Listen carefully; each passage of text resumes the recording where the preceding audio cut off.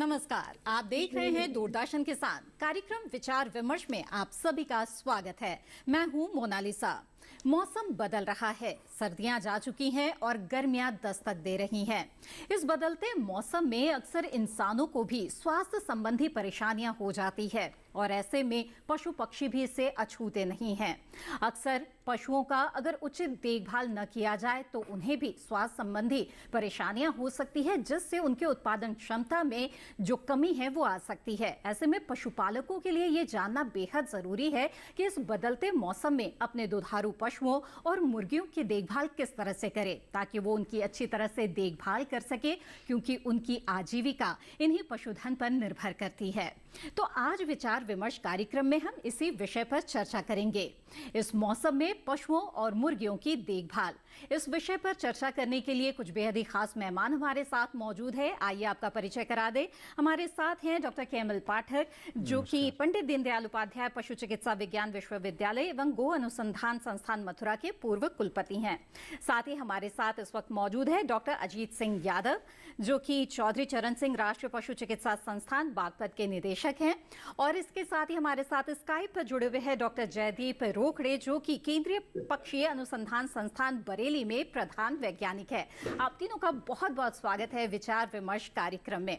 इस कार्यक्रम में हम बातचीत की शुरुआत करेंगे और जानेंगे कि इस मौसम में पशुओं की देखभाल किस तरह से करें और कैसे उन्हें स्वास्थ्य संबंधी बीमारियों से बचा कर रखें। लेकिन उससे पहले आइए नजर डाल लेते हैं इस रिपोर्ट पर।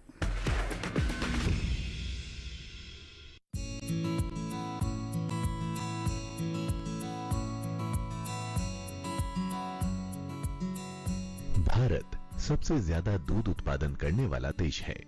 यहाँ विश्व की 15% गायें और 50% से अधिक भैंसे हैं। सकल घरेलू कृषि उत्पाद में भी पशुपालन का योगदान अच्छा खासा है। इसीलिए पशुओं की उचित देखभाल बहुत जरूरी है। बदलते मौसम में तापमान उतार चढ़ाव भरा होता है। दिन के समय अधिक तापमान और रात में कम। ये उतरता चढ़ता तापक्रम इंसानों के साथ साथ पशु पक्षियों की सेहत पर भी गहरा प्रभाव डालता है। आने वाले समय में तापमान और बढ़ेगा। मौसम विभाग भी इस बार ज्यादा गर्मी के संकेत दे चुका है। रिपोर्टों से पता चला है कि तेज गर्मी की वजह से कई देशों में दूध का उत्पादन घट रहा है। ज्यादा तापमान के कारण पशु खाना कम कर देते हैं। अध्ययनों से पता चला है कि तापमान में 1 डिग्री की बढ़ोतरी से पशुओं की खुराक 850 ग्राम और दूध उत्पादन 5% कम हो जाता है। भैंसों की त्वचा का रंग काला होने के कारण शरीर से ऊष्मा निकलने में गायों की अपेक्षा ज्यादा मुश्किल होती है। अधिक तापमान से गर्भाधान के बाद गर्भ ठहरने में दिक्कत आ सकती है। इसीलिए पशुओं और उनके नवजात शिशुओं को गर्म हवाओं से बचाना जरूरी है। गर्मी में पशु चूंकि कम चारा खाते हैं, इसीलिए ज्यादा ऊर्जा देने वाला आहार खिलाना चाहिए। खासकर हरे चारे की मात्रा बढ़ा दे। भैंसों को दिन में कम से कम 1 बार जरूर नहलाएं। इसके अलावा संक्रामक बीमारियों से बचाने के लिए पशुओं का टीकाकरण भी कराएं। टीकाकरण साल में 2 बार होता है, एक बार मई में और दूसरी बार नवंबर में। मुर्गियों को भी गर्मी से बचाने की जरूरत है। मुर्गी फार्म में हवा का संचार ठीक रखें। ठंडक के लिए निकास पंखा और छत पंखे का उपयोग किया जा सकता है। जहां तक हो सके एक जगह पर पक्षियों का जमावड़ा न होने दें। छत पर दिन में 3 से 4 बार पानी छिड़कने से शेड का तापमान 5 से 10 डिग्री फ़ारेनहाइट तक कम हो जाता है। छत पर घास फूस के उपयोग से गर्मी से बचाया जा सकता है, या फिर चूने की एक अच्छी मोटी परत के साथ छत की पुताई कर देनी चाहिए। गर्मी के दौरान मुर्गियों में पानी की खपत 2 गुना हो जाती है। इसीलिए मुर्गी फार्म में हमेशा ताजे और साफ पानी की आपूर्ति बनाए रखें। पानी का बर्तन प्लास्टिक और जस्ते के बजाय मिट्टी का हो तो ज्यादा बेहतर है, क्योंकि इसमें पानी ठंडा रहता है। मुर्गियों को गीला भोजन खिलाएं, लेकिन ये भी ध्यान रखना है कि ऐसा भोजन जल्दी ही खराब हो जाता है।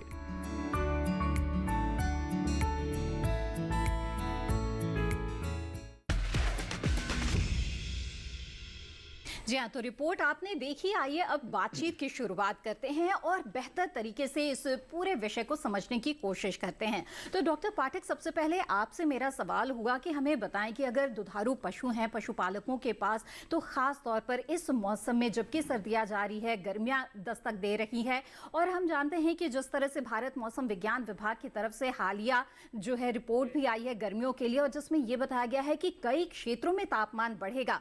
ऐसे में पशुओं की उचित देखभाल कितनी जरूरी है ताकि उत्पादन में कमी ना हो? जी हाँ, बिल्कुल। देखिए, ये सही बात है कि गर्मियों ने दस्तक देती है। हालांकि थोड़ा थोड़ा मौसम बीच बीच में जो है बरसात का भी आ जा रहा है जी। लेकिन अब गर्मियों का मौसम शुरू हो चुका है। देश के बहुत सारे हिस्सों में गर्मियाँ प्रारंभ हो गई हैं। तो हमारे पशुपालक भाइयों को हम सलाह देते हैं कि अब गर्मियों में अपने पशुओं का कैसे ध्यान रखना है, विशेष रूप से जो पशु ज्ञावन हैं या जो पशु दूध दे रहे हैं उनकी देखभाल। जैसा अभी आपने कहा कि मौसम वैज्ञानिकों ने भी इस बार ये कहा है कि इस बार जो गर्मी पड़ेगी भारतवर्ष में, वो उनका थोड़ा सा जो इंटेंसिटी होगी या जिसको कहते हैं ना तापमान में ज़्यादा बढ़ोतरी मिलेगी। तो ऐसे में पशुपालकों को मैं बताना चाहूँगा कि भाइयों, आप लोगों को ज़्यादा सावधानी बरतनी है। जैसा अभी आप कह रही थी कि जिस तरह से गर्मियों में या चाहे बरसात हो चाहे कैसा ही मौसम हो, हम अपना ध्यान रखते हैं, ऐसे ही हमने अपने पशुओं का ध्यान रखना है। क्योंकि पशु हमारे पशुपालकों की आमदनी का सोर्स है, उनकी आजीविका उसी से चलती है। साथ ही साथ जो है उनसे दूध मिलता है बढ़िया।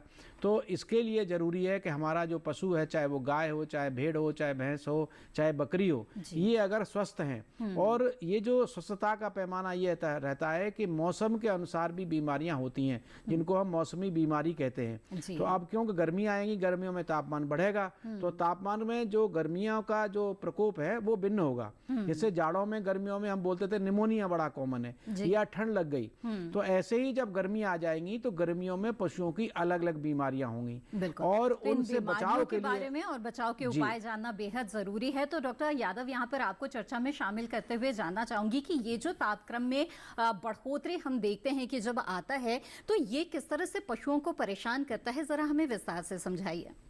ये आपने बहुत ही अच्छा प्रश्न किया, क्योंकि अभी तापमान में बढ़ोतरी की संभावना बनी हुई है और आने वाले 2-3 महीने में आप देखेंगे कि तापमान इतना अधिक बढ़ जाएगा कि पशुओं और पक्षियों के लिए इसको सहन करना बहुत मुश्किल हो जाएगा। और हमें पाएंगे कि जब तापमान बढ़ेगा तो खास करके जो दुधारू जो अपने पशु हैं उनमें दूध उत्पादन कम हो जाता है, साथ में उनमें अनेकों बीमारी हो जाती हैं, जिसके अंदर ये पाया गया कि कुछ बीमारी संक्रामक भी इनको घेर लेती हैं।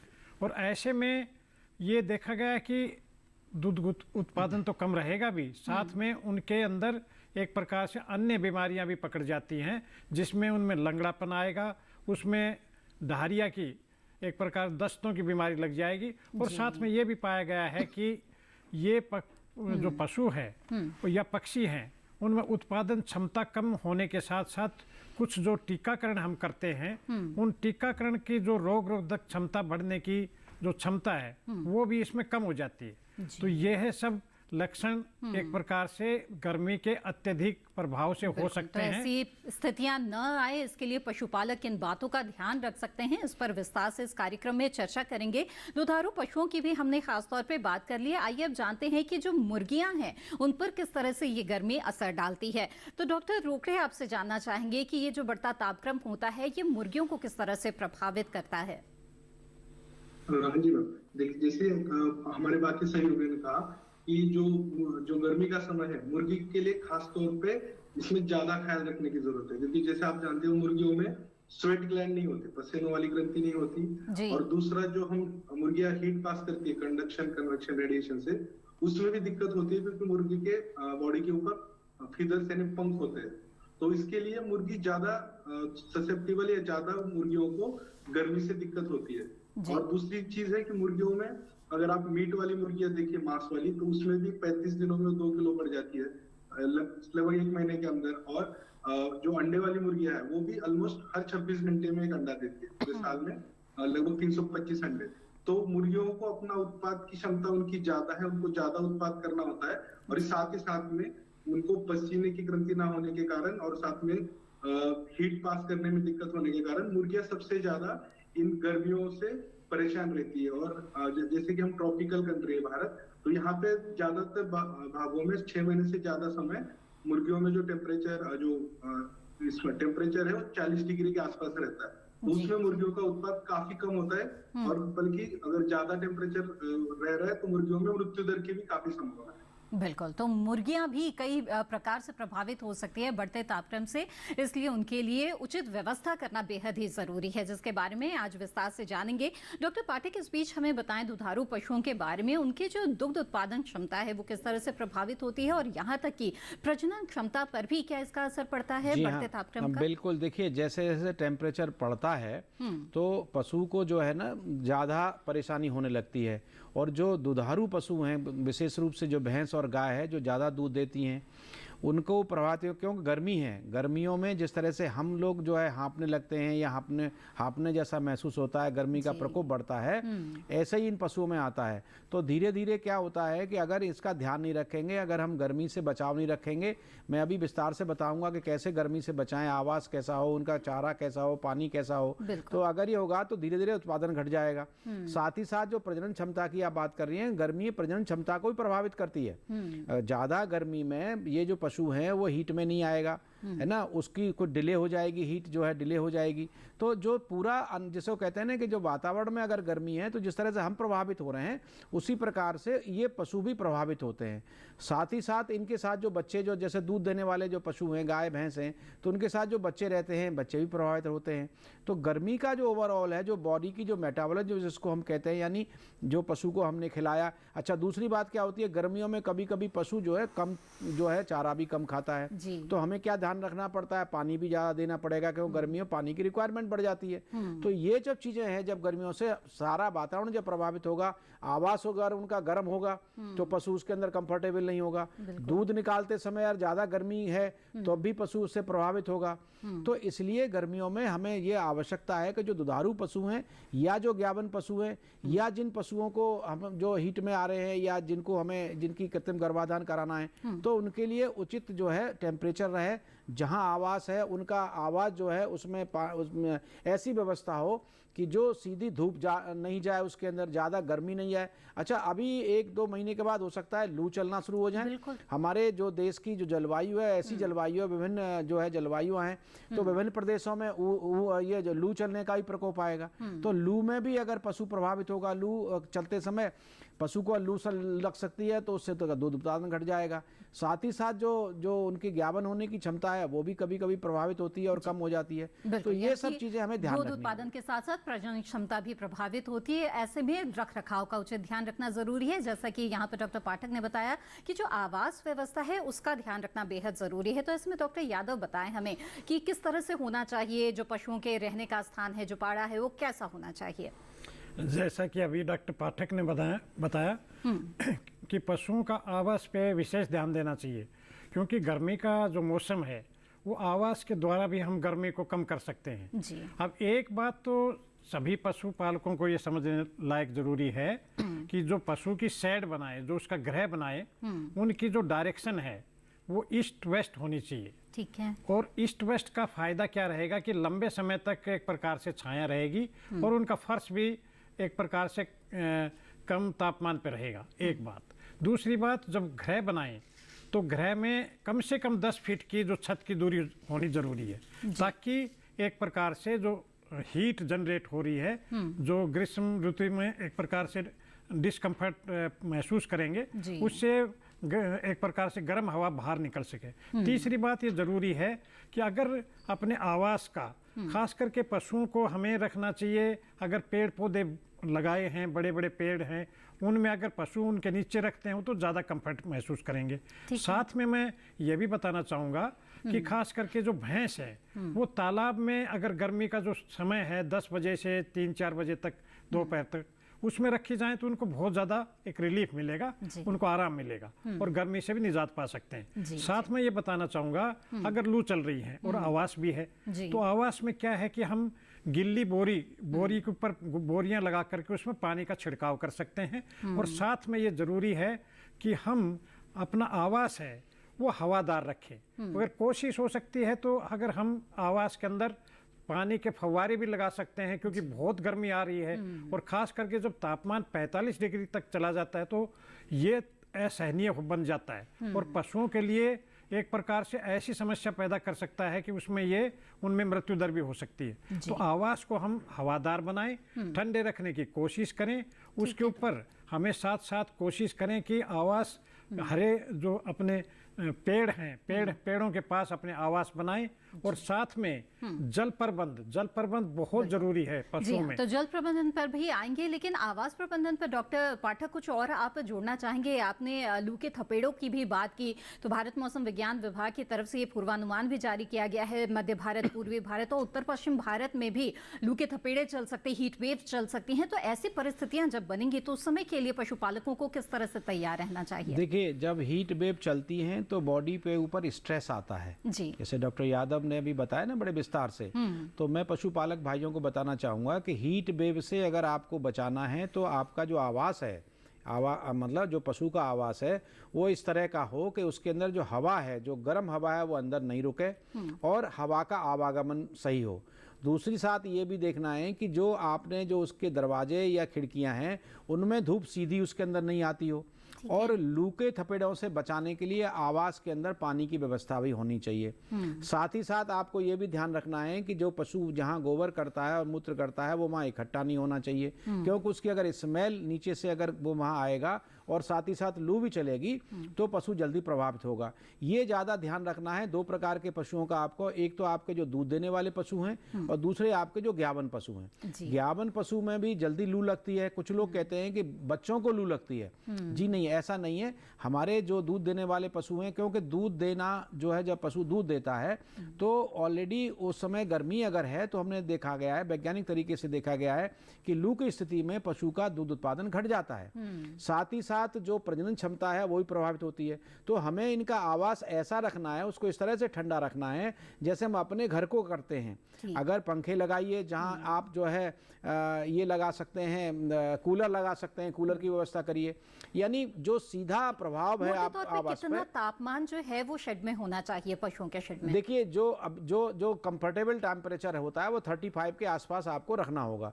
लेकिन अगर 45 डिग्री टेम्परेचर बाहर चल रहा है, 48 डिग्री, हमारे कुछ प्रदेश ऐसे हैं जहां अभी टेम्परेचर मई में 50 डिग्री भी टेम्परेचर टच करता है और वहां पर भी पशु रहते हैं, मनुष्य भी, सभी रहते हैं। तो ऐसे में हमको उस तापमान को नीचे गिराना है। साथ ही साथ जो आवास है वो इतना कंफर्टेबल हो और उसके अंदर गर्म हवा का जो है ना वो नहीं रहना चाहिए। वहां पर पूरी तरह से एयर सर्कुलेशन जिसको कहते हैं ना, वो जरूर होना चाहिए। तो हवा की आवाजाही बिल्कुल होनी चाहिए और आरामदायक वातावरण होना चाहिए जहां पर पशु को रखा जाता है। डॉक्टर जयदीप, यहाँ पर आपसे जानना चाहेंगे, मुर्गियों के आवास के बारे में भी बताएं। उनका जो फार्म है वो कैसा होना चाहिए? गर्मी के इस मौसम में वहां पर कितना तापमान जो है वो मेंटेन किया जाता है?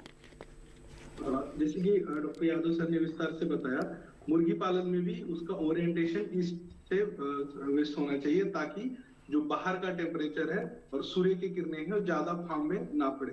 दूसरी चीज, जो हम व्यावसायिक मुर्गी पालन करते हैं, हम जितनी संख्या मुर्गियों की रखते हैं उसमें 8 से 10% की कटौती कर सकते हैं जब गर्मी का समय आता है, क्योंकि जब ज्यादा मुर्गियां रहती है तो अंदर गैस जो भूसी है उससे गैस बनने की प्रक्रिया हो जाती है। तीसरी चीज, जो मुर्गी का बाड़ा है उसमें एक चीज आपको ध्यान में रखनी चाहिए कि जो साइड वॉल है उसकी हाइट मिनिमम 6 से 8 फीट तक होनी चाहिए और जो सेंटर है उस बाड़े का या शेड का वो लगभग 12 से 14 फीट होनी चाहिए। उसके बाद मुर्गियों में जो भारत में हम हाउस बनाते हैं वो ओपन साइडेड हाउस होता है। साइड में 2 से 2.5 फीट की दीवार होती है और उसके ऊपर जाली होती है ताकि अंदर का जो हवा है अंदर से बाहर आ जाए और गर्म हवा बाहर से अंदर से बाहर निकल जाए।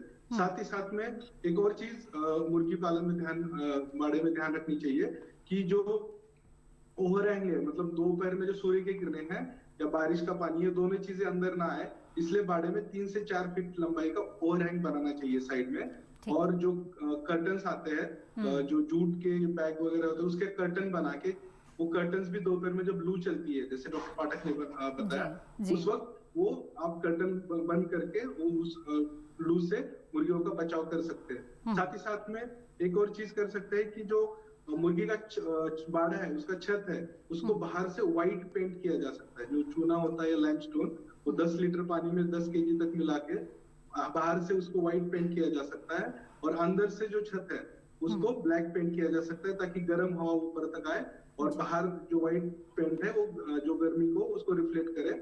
और मुर्गी के बाड़े में व्यावसायिक मुर्गी पालन में एग्जॉस्ट की भी जरूरत होती है। अगर 200 फीट से ज्यादा उसकी लंबाई है तो एग्जॉस्ट जो अंदर की गर्म हवा है उसको बाहर निकालता है। और जो फार्म की मोटाई है वो 32 फीट से ज्यादा नहीं होनी चाहिए। तो 32 फीट से कम मोटाई रखने से वेंटिलेशन है जो फार्म का वो काफी अच्छे से मेंटेन हो जाता है। तो ये सारी चीजें अगर मुर्गी के बाड़े तो मुर्गियों के फार्म में भी इन चीजों का ध्यान रखना बेहद ही जरूरी है। बिल्कुल इस तरह से शेड बनाए तो बाहर के टेम्परेचर से 10 से 15 डिग्री टेम्परेचर कम मेंटेन किया जा सकता है, जो कि 25 to 30 डिग्री के आसपास रहता है, जिसमें कि मैक्सिमम आपको मुर्गियों से प्रोडक्शन या उत्पाद मिलने की संभावना बढ़ जाए। बिल्कुल। साथ ही ये भी बताएं हमें कि जो मुर्गियों का फार्म है उसमें मुर्गियों की दूरी कितनी होनी चाहिए, क्योंकि बहुत ज्यादा मुर्गियां होगी तो भी असहजता महसूस होगी बढ़ते तापक्रम में।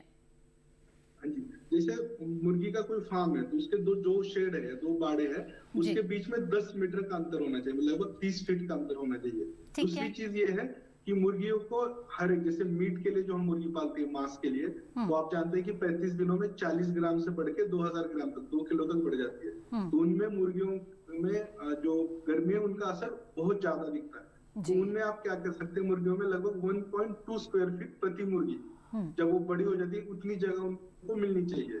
और जब वो छोटी रहती है एज में तब लगभग 0.5 स्क्वायर फीट तक जगह मिलनी चाहिए। और जैसे कि मैंने पहले भी कहा कि आप गर्मियों में 10% तक मुर्गियां कम कर सकते हैं आपके बाड़े में, ताकि गर्मियों का प्रभाव कम रहे। बिल्कुल। तो पशुओं की तादाद कितनी हो एक साथ, इसका भी ध्यान रखना बेहद ही जरूरी है। मुर्गियों के साथ साथ दुधारू पशुओं की भी बात करें तो उसमें भी यही बात लागू होती है। तो डॉक्टर पाठक, आप क्या इस बात की तस्दीक करेंगे और कितनी संख्या होनी चाहिए, पशुओं की कितनी दूरी होनी चाहिए आपस में? देखो, बहुत अच्छी बात यहाँ उठ के आई है कि जिस तरह से मुर्गियों के लिए चाहे बड़े पशु हों, एक तो गर्मियों में ओवर क्राउडिंग नहीं होनी है। जहाँ भी बाड़े में, चाहे आप खुले बाड़े में पशु को रख रहे हो या अंदर बड़े जो बांध के रख रहे हैं, तो वहाँ ओवर क्राउडिंग नहीं होनी चाहिए। पहली बात तो ये है। दूसरी, क्योंकि गर्मियों में वैसे ही जो है ज़्यादा टेम्परेचर होता है, अंदर ओवर क्राउडिंग से और दिक्कत होती है। साथ ही साथ गर्मियों में ये भी ध्यान रखना है, जो आपका आवास है, हम ही बात कर रहे थे कि अगर ज़्यादा दिक्कत हो रही है, ज़्यादा टेम्परेचर है, कम नहीं हो रहा है, तो एग्जॉस्ट फैन का व्यवस्था जरूर करें। ऊपर एक एग्जॉस्ट फैन लगाएंगे तो उससे भी टेम्परेचर को, यानी हमारा उद्देश्य, आवास का उद्देश्य ये रखना है कि जो पशु का आवास है वो कंफर्टेबल जोन में रहे, पशु को ये गर्मी का प्रकोप नहीं सताए। गर्मियों में खासकर लू जब लगती हैं, जब चलती हैं, उस समय आपको एग्जॉस्ट फैन का भी प्रयोग करना है। साथ ही साथ जो डॉक्टर यादव बता रहे थे कि अगर आप उस समय ये कोशिश कर सकते हो कि जो खिड़की दरवाजे हैं वहाँ पर टाट के जो पर्दे हम डाल देते हैं उनको हम पानी से भिगोएं, ये भी करें। तो इस तरह से ओवर क्राउडिंग नहीं करें और पानी की उपलब्धता ज़्यादा बढ़ानी है। बरसात में अभी जो पानी हम दे रहे थे उससे, क्योंकि पानी की रिक्वायरमेंट पशु की एक तो हाँफता है गर्मियों में जब ज़्यादा स्ट्रेस होता है, तो पानी की रिक्वायरमेंट करनी है, आवास के अंदर सफाई रखनी है। और अब हवा का आवागमन, जो मैं पहले कह रहा था कि एग्जॉस्ट फैन लगाएं या कूलर है। अब जैसे हम अगर यहीं बात करें देसी पशु के साथ साथ अगर हम विदेशी संकर नस्ल के पशु की बात करें, क्योंकि बहुत सारे किसान भाई संकर नस्ल की गाय भी रखे हुए हैं, तो उनको और ज़्यादा गर्मी सताती है। हमारी जो देसी गाय है उनके अंदर एक अच्छी बात यह है कि उनको कम गर्मी लगती है, उनमें कम बीमारियां होती हैं। लेकिन जो पशुपालक भाई विदेशी या संकर नस्ल की गाय रखे हुए हैं उनको ज़्यादा आवश्यकता होती है, तो वहाँ आपको कूलर की व्यवस्था जरूर करनी चाहिए। क्योंकि अगर आप नहीं करोगे कूलर की व्यवस्था, के पशु आपके पास है उस पर भी निर्भर करता है कि उनका जो रख रखाव है वो आप किस तरह से कर रहे हैं। तो ये तो पशुओं पर गर्मी के पड़ने वाले प्रभाव की बात हो गई, उनके आवास व्यवस्था की बात हो गई, लेकिन बहुत ही महत्वपूर्ण है उनके आहार की व्यवस्था इस मौसम में। तो किस तरह से उनके आहार यानी दाना पानी की व्यवस्था करनी है, इस पर भी विस्तार से चर्चा करेंगे विचार विमर्श में। लेकिन फिलहाल वक्त हो गया है एक छोटे से ब्रेक का। जल्द हाजिर होंगे, आप बने रहें दूरदर्शन किसान पर।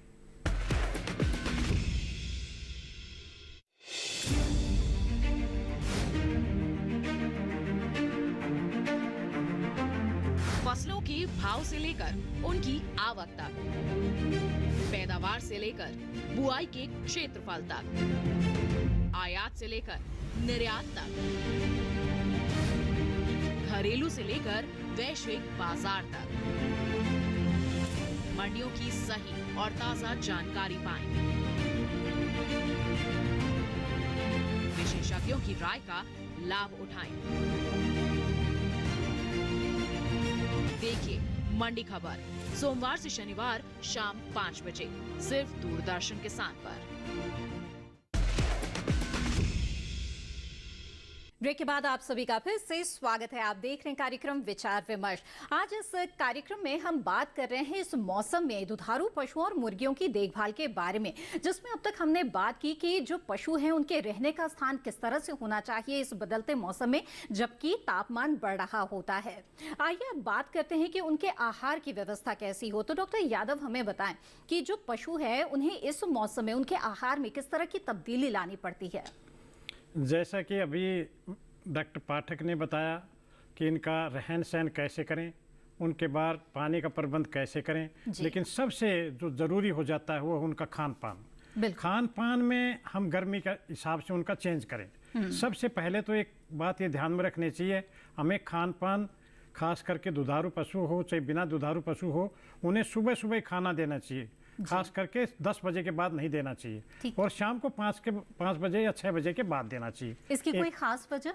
इसका वजह यह है कि जब वो चारा खाते हैं और जब उसको पचाते हैं तो उसमें एनर्जी पैदा होती है और वो उस दौरान में, क्योंकि तापमान बहुत बढ़ा हुआ रहता है दिन का, तो पचाने में भी वो एक प्रकार से गर्मी पैदा होगी और ऊपर से तापमान भी बहुत ज्यादा रहेगा, तो ये दोनों का मिश्रण एक प्रकार से और दबाव डालेगा।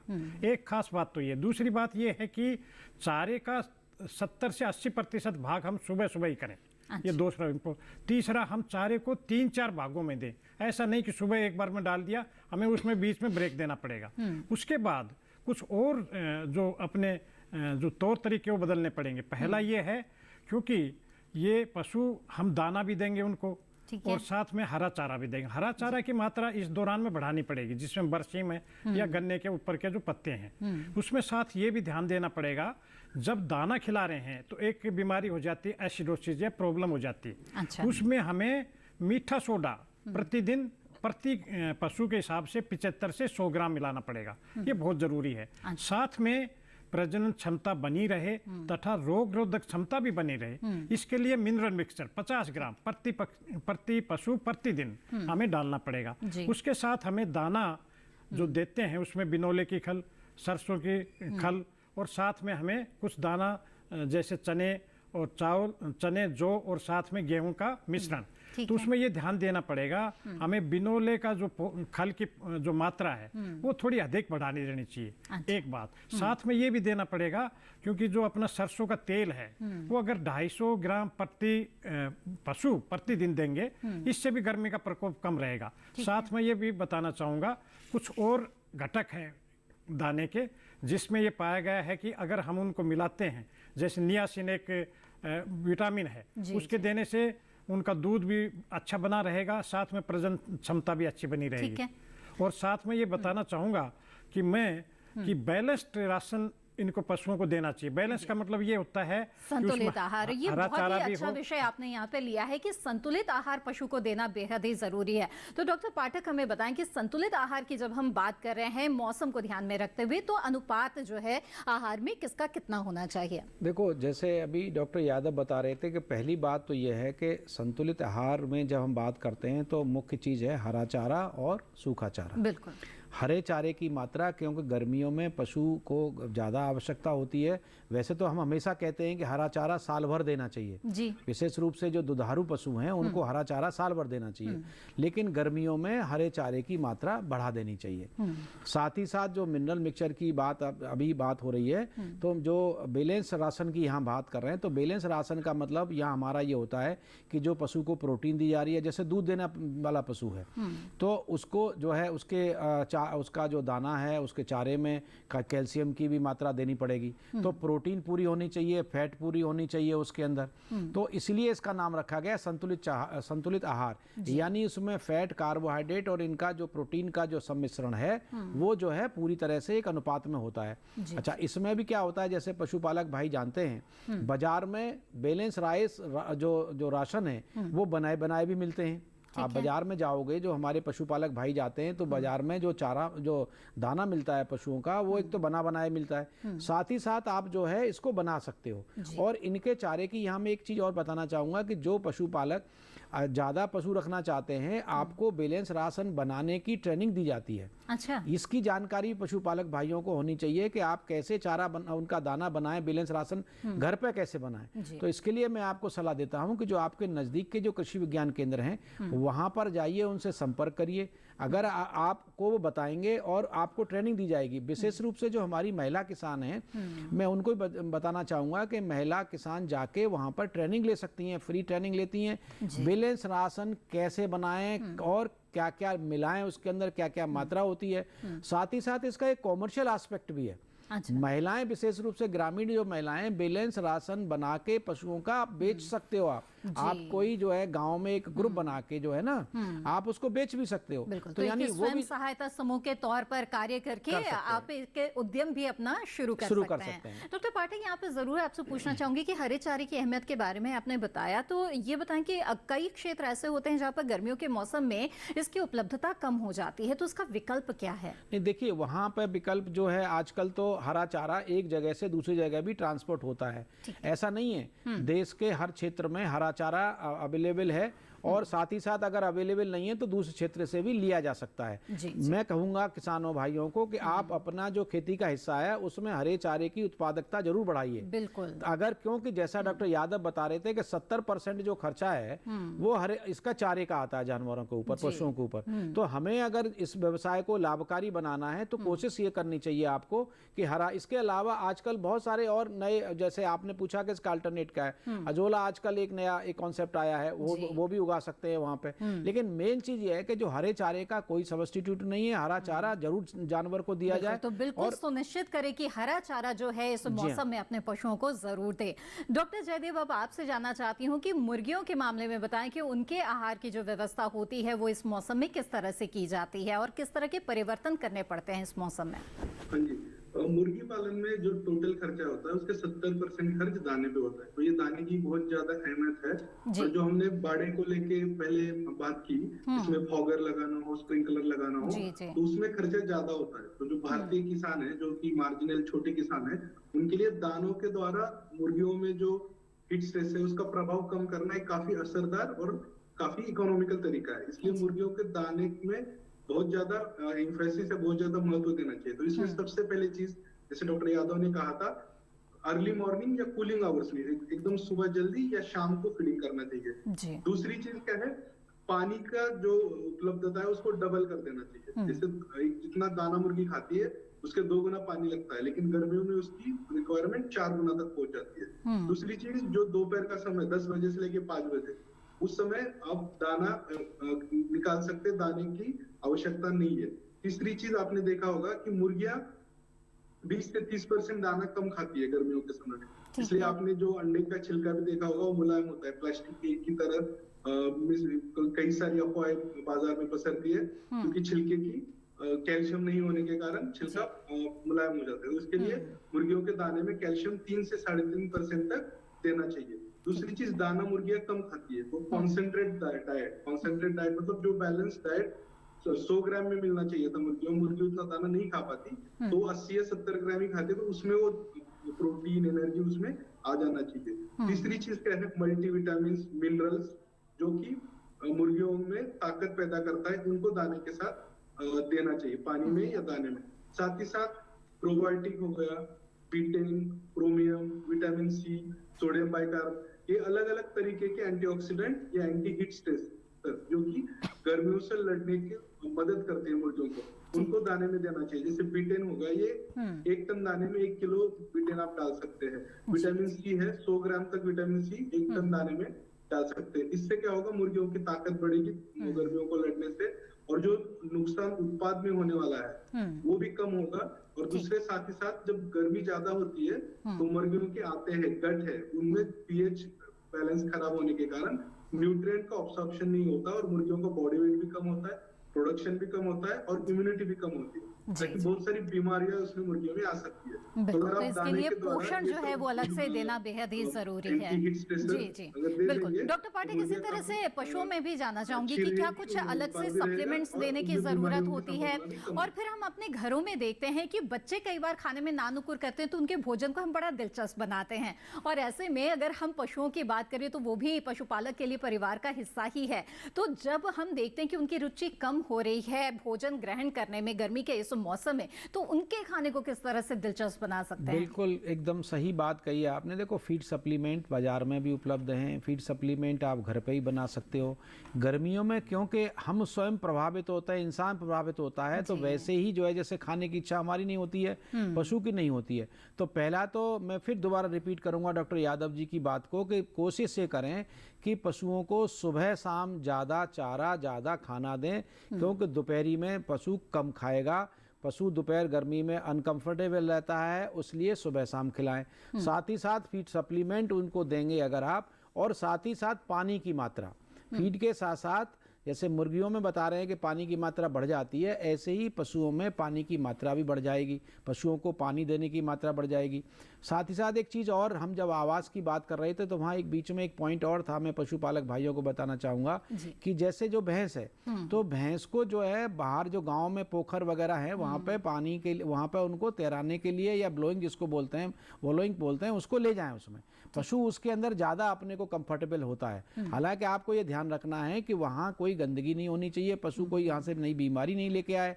लेकिन अगर आप उसको सुबह शाम पशु को चारा देंगे, हरा चारा की मात्रा जैसा मैंने बताया कि थोड़ा सा उसको जरा और ज़्यादा, जिसे कहते हैं ना, फीड सप्लीमेंट मिलाएंगे, साथ ही साथ कंसंट्रेट दीजिए। पशु कभी कभी जैसे इसकी मूंगफली खली खाता है, कभी सरसों की खली खाता है, तो ये भी देखते हैं कि हम जो है, और साथ ही साथ अगर आप उसका जो आवास है उसमें अगर वो कंफर्टेबल है पशु, साथ ही साथ अगर आप बाहर रात को भी, इवनिंग में भी आप उस पशु को जो है चारा ज़्यादा दीजिए, पानी दीजिए, साथ में थोड़ा सा जहाँ नीचे अगर आपने पेड़ के नीचे बांध रखा है, गर्म शाम को जो है हवा नहीं चले तो वहाँ पे आप पानी का छिड़काव रखें जो जमीन के, तो ये सब करके कराएंगे तो पशु जो है, क्योंकि असली चीज़ ये है कि गर्मी से आपको पशु को बचाना है, उस स्ट्रेस से पशु को बचाना है। बिल्कुल।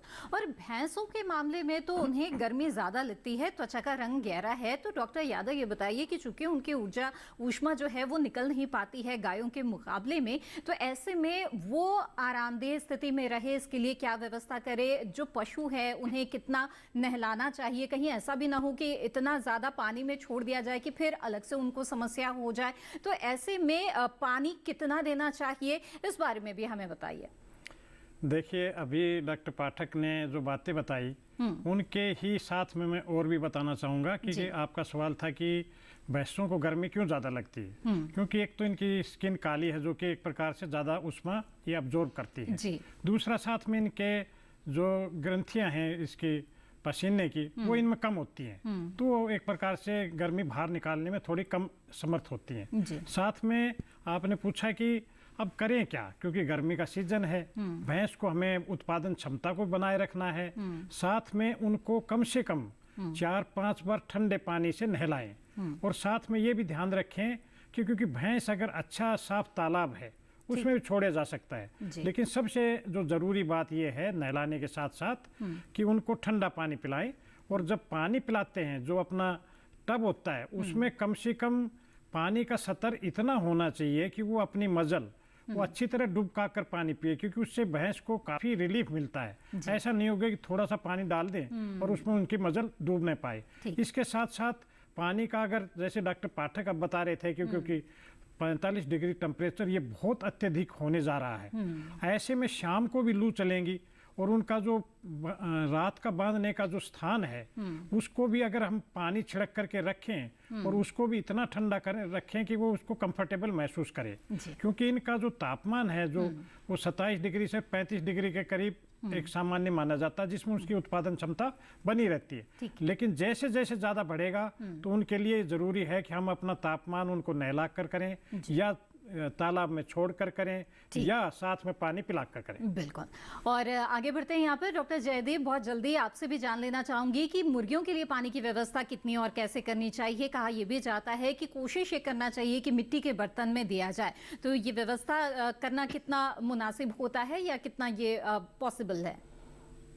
जी, जैसे पानी की व्यवस्था एक बहुत ज्यादा महत्वपूर्ण एरिया है, क्योंकि मुर्गियों में ये कहा जाता है कि मुर्गी जितना दाना खाती है उसके 2 गुना पानी पीती है। लेकिन गर्मियों में पेंटिंग या हाँफने की वजह से मुर्गियों में पानी की जरूरत ज्यादा होती है, तो आप मुर्गियों के जो दाने के बर्तन हैं वो डबल कर सकते हैं गर्मी के दिनों में। दूसरी सबसे महत्वपूर्ण चीज है, मुर्गियों की जो पानी की टंकियां होती है वो बाड़े के ऊपर या शेड के ऊपर रहती है, तो गर्मी के कारण वो टंकी प्लास्टिक की गर्म हो जाने के कारण पानी मुर्गियां वो नहीं पीती गर्म पानी, तो पानी को गुनगुना करने की व्यवस्था करनी चाहिए, या जूट की बैग्स को वो टंकी के आसपास लपेट के उसके ऊपर पानी की बौछार दिन में दोपहर में करनी चाहिए, ताकि जो अंदर का पानी है वो थोड़ा ठंडा रहे, ना कि वो गर्म या गुनगुना रहे। तो इसलिए पानी की जो गर्मी है वो भी आप कम कर सकते हैं। साथ ही साथ पानी में देने वाली बहुत सारी दवाई भी आती है, जो कि मुर्गियों में जो गर्मी की वजह से जो नुकसान होता है उसको कम करने के लिए काफी फायदेमंद रहती है। तो वो सब दवाएं आप पानी के द्वारा मुर्गियों में दे सकते हैं। गर्मियों में पानी के द्वारा वैक्सीन भी दिया जाता है, तो इसलिए वो वैक्सीन भी अच्छी तरह से हो, इसलिए पानी को ठंडा रखना और पानी को लगातार मुर्गियों को देना ये बहुत जरूरी है। और इसलिए पानी का व्यवस्थापन भी दाने के व्यवस्थापन और बाड़े के व्यवस्थापन के साथ साथ इसका भी बहुत ज्यादा महत्व है। बिल्कुल। तो चलिए, मुर्गी में तो वैक्सीन जो है, टीकाकरण जो है वो किया जा सकता है पानी के जरिए ही, लेकिन दुधारू पशुओं या अन्य पशुओं के बारे में जानते हैं और टीकाकरण के महत्व के बारे में भी समझते हैं इस समय। तो डॉक्टर पाठक हमें बताइए कि कौन कौन सी बीमारियां हैं जिसका बचाव किया जा सकता है टीकाकरण से माध्यम से, और कितना महत्व है इसका? देखो, पहली बात तो है कि गर्मियों में, क्योंकि गर्मी का स्वयं एक बीमारी है, गर्म जो स्ट्रेस देती है, तो पहली बात तो ये हो गई कि हमने गर्मी से पशु को बचाना है, अच्छा आवास देके, बढ़िया उसका भोजन और उसका पानी देके। अब आती है बीमारियों की बात। तो एक तो आपको ये ध्यान रखना है कि गर्मियों से पहले आप अपने पशुओं को पेट के कीड़ों की दवा पिला चुके हैं कि नहीं है, ये चीज़ देख लीजिए, क्योंकि पेट के कीड़ों की दवा जो है रेगुलरली, हमेशा हम कहते हैं कि साल में 3-4 बार पिलानी चाहिए, लेकिन गर्मियों से पहले आप देखिए कि चाहे वो गाय हो, भैंस हो, भेड़, बकरी, सबको पेट के कीड़ों की दवा आपको पिलानी है। पहली बात तो ये है। दूसरी बात, जो वैक्सीनेशन की, टीकाकरण की बात हो रही है, तो दुधारू पशुओं में मुख्य रूप से एक तो खुरपका, मुंहपका रोग है, तो ये जो बरसात से पहले इसका टीकाकरण होना है। बरसात से पहले हर क्षेत्र में, चाहे आप देश के किसी भी क्षेत्र में रह रहे हैं, बरसात से पहले खुरपका, मुंहपका रोग का टीकाकरण आपको कराना है। साथ ही साथ ब्लैक क्वार्टर जो है का भी आपको कराना, BQ जिसको बोलते हैं, और एक HS का। तो ये जो, अच्छा, टीकाकरण आपने कहा, टीकाकरण क्यों जरूरी है? टीकाकरण इसलिए जरूरी है कि कोई भी बीमारी आएगी उससे पहले अगर पशुपालक भाइयों ने अपने पशुओं को उन बीमारियों से बचाने के लिए अगर टीका लगा रखा है, तो आपके पशु को बीमारी नहीं होगी। पशु को बीमारी नहीं होगी तो पशु का उत्पादन कम नहीं होगा, और उत्पादन कम नहीं होगा तो पशुपालन व्यवसाय आपके लिए लाभदायक रहेगा। तो आप ये देख लीजिए कि इन 3 बीमारियों का, मुख्य रूप से ये तीन बीमारियां हैं, इनका टीकाकरण आपने अपने पशुओं को करवाया है कि नहीं करवाया। चौथी बात, जब हम स्वास्थ्य की बात कर रहे हैं तो एक चीज़ और ध्यान रखनी है कि गर्मियों में भी ऐसा नहीं है कि गर्मी पड़ रही है तो वहाँ गंदगी करेंगे तो वहाँ सूख जाएगा, लेकिन वहाँ पर भी गीला होने से बहुत सारे कीटाणु जो है पनपते हैं, जो बड़ी जब टेम्परेचर ज़्यादा होता है उसमें पनपते हैं। तो आपको अंदर जो है उसकी सफाई भी रखनी है, पशु का टीकाकरण भी कराना है, पशु को जो है उसकी पेट कीड़े की दवा देनी है, और साफ पानी पिलाना है। अगर इन चीज़ों का ध्यान रखेंगे तो गर्मियों में आपके पशु को कोई स्ट्रेस नहीं होगा, पशु का उत्पादन कम नहीं होगा। साथ ही साथ मिनरल मिक्सचर जरूर देना है गर्मियों में। जो पशु ज्ञावन नहीं हो रहे हैं या जिनको प्रजनन की क्षमता जिनकी बढ़ानी है, उनके लिए आपको मिनरल मिक्सचर जो है, एरिया स्पेसिफिक मिनरल मिक्सचर अवश्य देना है। बिल्कुल। तो ये कुछ खास बातें हैं जिनका ध्यान रखना बेहद ही जरूरी है, खासतौर पे गर्मी आने से पहले की तैयारियों के तौर पर अगर देखें तो। लेकिन फिर भी कई तरह की बीमारियां हो सकती है पशु को, कौन कौन सी बीमारियां हैं और उसके क्या उपाय हैं, इसके बारे में भी आगे हम विस्तार से चर्चा करेंगे विचार विमर्श कार्यक्रम में। लेकिन फिलहाल वक्त हो गया एक और छोटे से ब्रेक का। आप बने रहें दूरदर्शन किसान पर।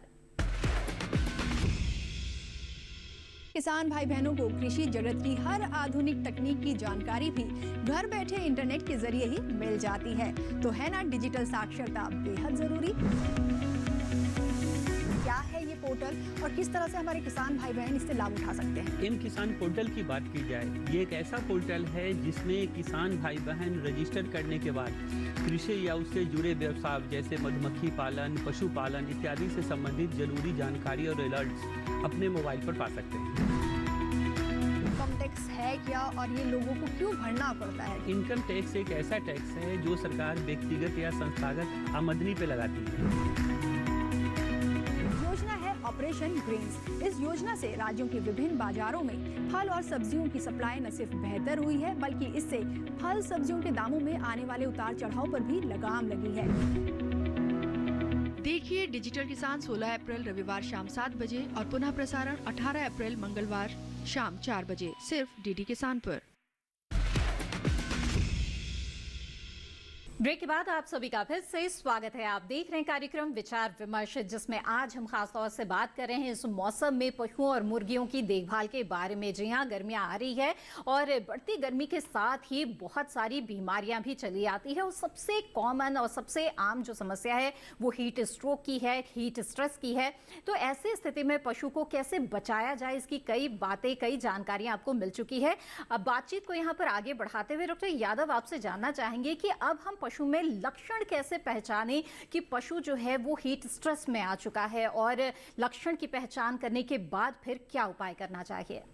एक आम आदमी पूछना चाहेगा कि आज के समय में जब हम गर्मी के मौसम में अब घुसने ही वाले हैं जी। तो पशुओं की पहचान कैसे करें कि वो गर्मी उनको लू लगी है या गर्मी से ग्रसित है जी। तो सबसे उसमें मुख्य बातें हैं कि पशु की अगर हम उनको देखेंगे तो एक तो खाना कम खाएंगे और वो पानी ज़्यादा पिएंगे, साथ में वो जुगाली कम करेंगे और साथ में ये पाया गया कि वो एक प्रकार से मुंह खोल करके बहुत तेज गति से श्वास लेंगे और श्वास की प्रक्रिया अगर वो 40 से 60 प्रति मिनट ले रहे हैं, लेकिन इस लू लग जाएगी तो उसमें 100 तक प्रति मिनट भी बढ़ जाती है। साथ में जुगाली कम करेंगे और मुंह से थोड़ा सा झाग टाइप का निकलेंगे और मुंह खुला खोल करके वो सांस लेंगे और ज़्यादातर कोशिश करेंगे कि जहाँ वो छाया है उस साइड को जाने की। और ये भी पाया गया है कि कई बार दस्त लग जाते हैं जी। और ये सब बातें देखते हुए कि पशु एक प्रकार से उनका टेम्परेचर, क्योंकि हम टेम्परेचर हाथ से तो नहीं नाप सकते, लेकिन ये टेम्परेचर अगर उनका सामान्य बॉडी का टेम्परेचर 102 डिग्री फ़ारेनहाइट रहता है, लेकिन लू लगने की स्थिति में 105 106 तक भी पहुंच जाता है। तो ऐसे में हम पाएंगे कि अगर ये ऐसे लक्षण दिखाई दे रहे हैं, उसकी उत्पादन क्षमता कम हो गई है, उसके साथ जुगाली कम कर रहा है, उसके साथ उसके मुंह से झाग निकल रहे हैं, उसके साथ सांस प्रक्रिया बहुत तेज गति से चल रही है और साथ में वो अपने पानी की जो क्षमता थी, पहले ये एक पशु 45 से 40 से 45 लीटर प्रति 24 घंटे में पीता है, लेकिन अगर लू लगी है तो वो दाना कम खाएगा, बिल्कुल कम कर देगा, लेकिन पानी की मात्रा बढ़ा देगा। तो ये सब लक्षण ये बताते हैं कि उसको एक प्रकार से हीट स्ट्रोक यानी लू का प्रकोप हुआ है और उसी समय ये ध्यान देना जरूरी है कि हम उनकी देखभाल करें। जी बिल्कुल। डॉक्टर पाठक, आपसे भी जानना चाहेंगे कि आपने ब्रेक पर जाने से पहले बताया भी कि किस तरह से टीकाकरण ज़रूरी है पशुओं को बीमारी से बचाव के लिए। खुरपका मुंहपका एक बहुत ही अहम बीमारी है जो अक्सर पशुपालकों को परेशान करती है। तो ऐसे में इससे बचाव के लिए फूड बाथ के लिए भी सुझाव दिया जाता है, जिसमें पोटेशियम परमैंगनेट के घोल का इंतजाम करने के लिए कहा जाता है। ये क्या प्रक्रिया है और किस तरह से इसका इंतजाम किया जाए पशुओं के लिए? हाँ, देखिए ऐसा है कि पशु को बीमारियों से बचाने के लिए जहाँ बाड़ा है, जहां हम अंदर पशु को रखते हैं, चाहे एक पशु रखें, चाहे 4 पशु रखें या 20 पशु रखें, तो पोटेशियम परमैंगनेट का एक घोल होता है, उसको बाहर जो है जाके जो लोग अंदर जाते हैं, क्योंकि ये जो फुट एंड माउथ डिसीज है एक वायरस के द्वारा होने वाला रोग है और एक पशु से, बीमार पशु से स्वस्थ पशु को भी प्रभावित करता है।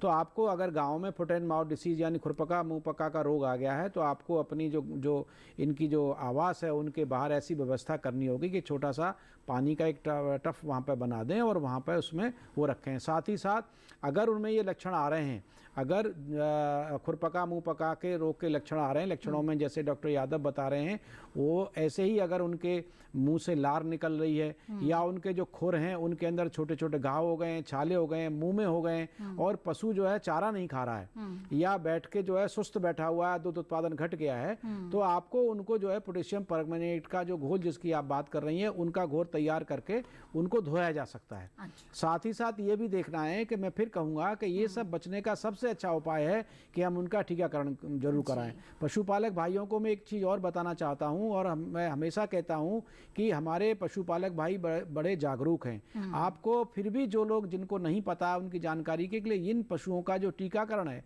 वो भारत सरकार के द्वारा फ्री ऑफ कॉस्ट किया जाता है। इसका कोई पैसा नहीं लगता है। आपको आवश्यकता यह है कि समय से पहले, यानी समय का मतलब बरसात से पहले, अपने पशु को अपने नज़दीक के पशु चिकित्सालय के पास में ले जाना है और इन बीमारियों का टीका लगवाना है। समय से अगर टीका लग जाएगा तो पशु को जो है बीमारी नहीं होगी।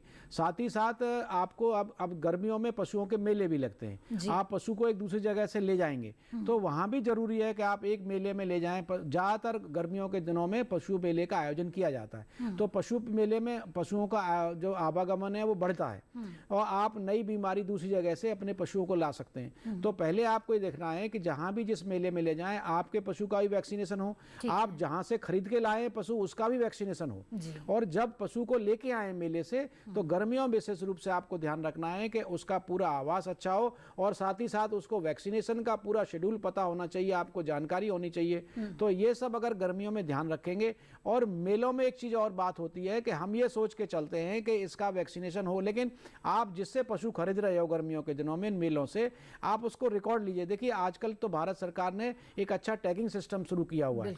उन टैगिंग से सारा कुछ पता चल जाता है कि पशु का वैक्सीनेशन कब हुआ, पशु की उम्र क्या है। तो जो बेचने वाला है वो आपको झूठ नहीं बोलेगा, आप उसकी जानकारी रखिए। हमारे माननीय प्रधानमंत्री जी डिजिटल इंडिया की बात करते हैं, तो डिजिटल इंडिया का ये पार्ट है, ये भी एक पार्ट है कि पशु की बीमारी के बारे में, पशु की उम्र के बारे में, पशु कहाँ से आया है, पशु किस उम्र का है और पशु किस ब्रीड का है, ब्रीड अच्छी है कि नहीं है, ये सब जानकारी हमको पशुपालकों को ध्यान देनी चाहिए। और आप अगर इन चीज़ों का ध्यान रखोगे और अपने पशु को स्वस्थ रखोगे तो मैं कहता हूं इससे अच्छा व्यवसाय कोई नहीं है। पशुपालन हमारे ग्रामीण क्षेत्र का सबसे अच्छा व्यवसाय है और विशेष रूप से हमारे ग्रामीण अर्थव्यवस्था की रीढ़ की हड्डी। बिल्कुल।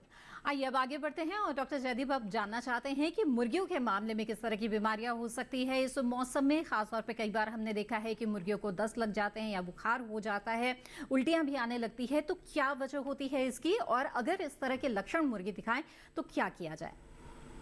मुर्गियों में जैसे 2-3 तरह की मुर्गियां होती है। एक मांस के लिए हम जो मुर्गी रखते हैं उनमें 30 दिनों के अंदर उनका वजन 2 किलो तक पहुंच जाता है। तो उसमें क्या होता है, फैट और मसल मात्रा बढ़ जाने से जो वाइटल ऑर्गन है हमारे किडनी, हार्ट, लीवर, वो प्रेशर झेल नहीं पाते और मुर्गियों में 3 से 5% तक मृत्यु दर होता है। वैसे ही जो अंडे के लिए मुर्गियां हम रखते हैं उनमें भी अंडे का छिलका मजबूत ना होना, उसके साथ साथ अंडे का प्रोडक्शन डाउन होना क्योंकि दाना खाने की क्षमता भी उनकी कम होती है। और तीसरी जो घरेलू मुर्गी हम बात करते हैं जो बैकयार्ड पोल्ट्री फार्मिंग कहते हैं, उसमें पॉक्स जिससे मुर्गियों के कलगी के ऊपर या स्किन के ऊपर दाने आना, तो इस तरह की बीमारी आती है।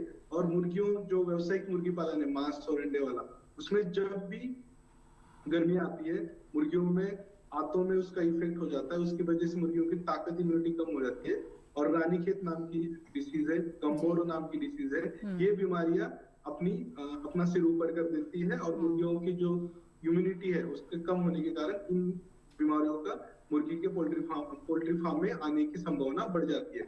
इसलिए मुर्गियों में ये बीमारी ना आए, इसलिए गर्मी शुरू होने से पहले ही इनका वैक्सीनेशन जो व्यावसायिक मुर्गी पालन में शेड्यूल दिया हुआ है आपके जो वेटनरी डॉक्टर है उन्होंने, साथ में जो देसी मुर्गियां है उसमें पॉक्स का वैक्सीनेशन जरूर होना चाहिए और रानीखेत का वैक्सीन हर 3 महीने के बाद एक बार रानीखेत का भी वैक्सीन होना चाहिए।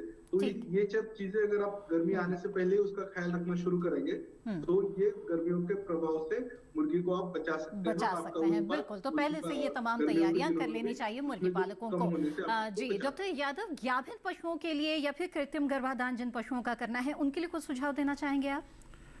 मैं इनके क्योंकि गर्मी का मौसम आ रहा है और उसमें ज़्यादातर हमने पाया गया है कि जो कृत्रिम गर्भाधान की बजाय नेचुरल सर्विस करवानी चाहिए, क्योंकि इसमें पाया गया है कि कृत्रिम गर्भाधान एक प्रकार से ज़्यादा बेटर पाया गया है। जी। क्योंकि जो मेल होता है उसके अंदर भी स्ट्रेस आती है और स्ट्रेस के कारण वो एक प्रकार से कंसेप्शन रेट उनकी कम रहती है। इसलिए हमें कृत्रिम गर्भाधान पे ही ज़्यादा ध्यान देना चाहिए। साथ में खान पान पे भी विशेष ध्यान देना चाहिए ताकि उनकी प्रजनन क्षमता अच्छी बनी रहे। तो खान पान में मिनरल मिक्सचर का समय की अब काफी कमी है और डॉक्टर पाठक चलते चलते आपसे विशेष सुझाव हम लेना चाहेंगे कि गर्मियों की तैयारी के लिए पशुपालकों को, वैसे तो बहुत सारे सुझाव आपने दिए हैं, कुछ खास बातें चलते चलते अगर आप बताना देखो, जिनका जो आपके जो पशु जो ज्ञावन है उन पशुओं का ध्यान रखिए। उनको जो है लू नहीं लगनी चाहिए। लू लग जाने से पशुओं में जो है कभी कभी देखा गया है कि एबॉर्शन हो जाता है। तो एक तो पशुओं को गर्मियों में से बचाना है, लू मेन रूप से को लू से बचाना है। साथ ही साथ जो छोटे बच्चों की हमने बात अभी नहीं करी, छोटे बच्चों की भी विशेष ध्यान रखना है। विशेष रूप से उनका दूध, जितना दूध छोटे बच्चे को चाहिए उनका दूध जरूर पिलाएं। नहीं तो अगर बच्चे की मृत्यु हो जाती है, बच्चों बीमार हो जाता है, तब भी आपका जो दूध देने वाला पशु है वो प्रभावित होता है। तीसरी बात, एक सबसे इंपॉर्टेंट बात और पशुपालक भाई बताना चाहूंगा आपको कि गर्मियों के दिनों में दूध जल्दी खराब होता है। दूध जल्दी खराब होने का कारण क्या होता है कि हम जो बर्तन जो लेते हैं, तो आपका जो बर्तन है वो साफ होना चाहिए। गर्मियों में वो गंदा नहीं होना चाहिए और स्वच्छ दूध निर्माण करोगे तो, और उसके साथ ही साथ गर्मियों में जो है उसका जो अडर है उसको थोड़ा गुनगुने पानी से साफ करके अगर दूध निकालेंगे तो आपका जो दूध है वो खराब नहीं होगा। साथ ही साथ आप अपने जो पशु हैं उनको जो चरने ले जाते हैं, शाम को उनको धूप से पहले जब जो सूरज निकलने के टाइम, छिपने के टाइम पे वापस ले आएं और साथ ही साथ उनको पूरा रेस्ट दें, आराम दें। इन सब चीजों का ध्यान रखेंगे तो गर्मियों से पशु को आप अपने को बचा पाएंगे। गर्मियों से पशुओं को बिल्कुल आराम देना है और उसके साथ ही स्वच्छता का ध्यान भी जरूर रखना है इस दौरान भी। डॉक्टर पाठक, डॉक्टर यादव, आप दोनों ने बहुत अच्छी जानकारियां दी हमें कार्यक्रम में। आप दोनों का बहुत बहुत धन्यवाद।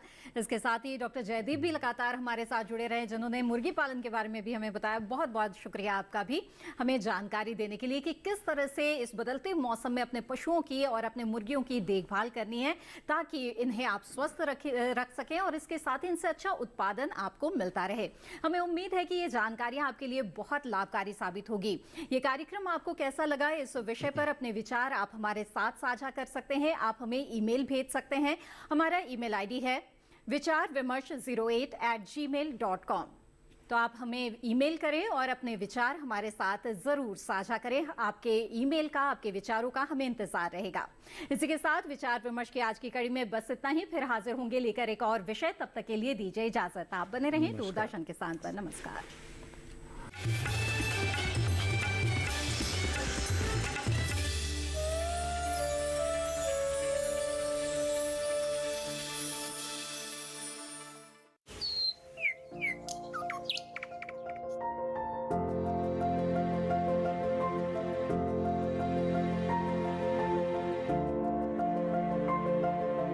कहां होगी बारिश, किस जगह पड़ेगी बर्फ, कहां रहेगा कोहरा, कैसा रहेगा तापमान, पर्यटन स्थलों पर क्या रहेगी मौसम की स्थिति। जानने के लिए देखिए मौसम खबर रोजाना शाम 7:30 बजे सिर्फ डीडी किसान पर।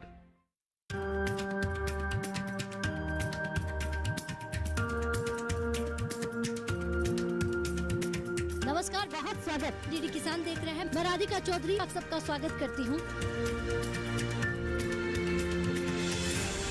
डीडी किसान जम्मू पहुंचा है, त्रेवा गांव में है। उत्तर प्रदेश के जिला औरैया में पहुंचे हैं, जिला झुंझुनू में पहुंची हूँ, जिला सीकर, राजस्थान की धरती सुख खमा घड़ीसा। आज हमारी टीम भदरवा पहुंची है।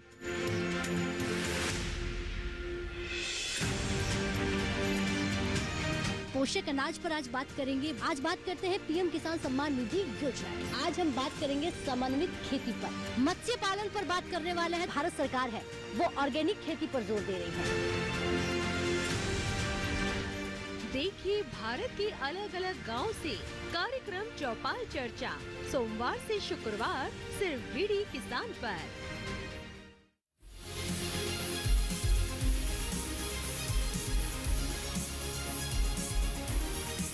धरती का सीना चीर दे,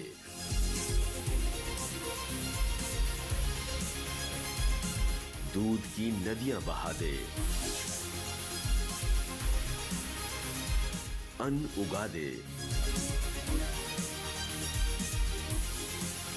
बिना थके, बिना रुके।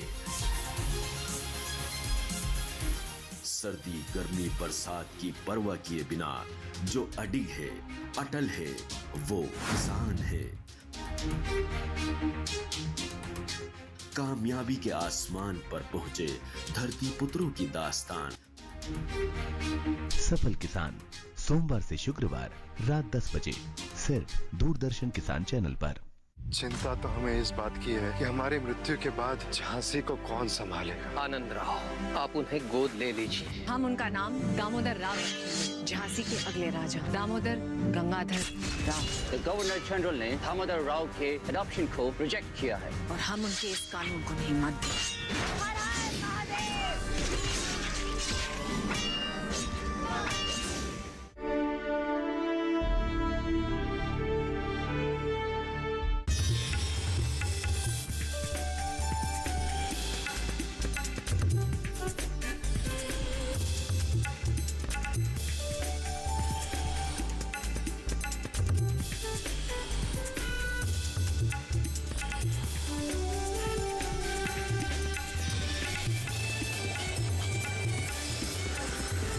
टीवी के साथ बदलते भारत की शान।